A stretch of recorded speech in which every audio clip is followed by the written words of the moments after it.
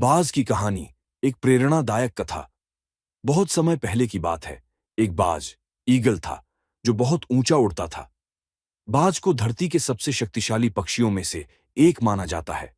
लेकिन बाज की उम्र लगभग 70 साल तक की होती है, और जब वह लगभग 40 साल का हो जाता है तो उसके सामने एक बहुत ही कठिन फैसला आता है। 40 साल की उम्र के बाद बाज की समस्याएं। उसकी चोंच मुड़ने लगती है और बहुत लंबी हो जाती है, जिससे वह शिकार नहीं कर पाता। उसके नाखून कमजोर हो जाते हैं और शिकार को पकड़ नहीं पाते।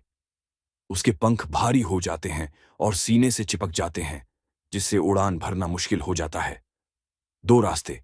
इस स्थिति में बाज के पास दो विकल्प होते हैं: बिना कुछ किए धीरे धीरे मर जाना, या फिर एक कठिन प्रक्रिया से गुजरकर खुद को नया जीवन देना।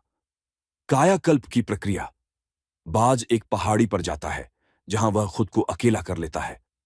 वहां वह सबसे पहले अपनी चोंच को चट्टान पर मार मार कर तोड़ देता है। नई चोंच उगने में कुछ हफ्ते लगते हैं। फिर वह नई चोंच से अपने पुराने नाखूनों को तोड़ देता है।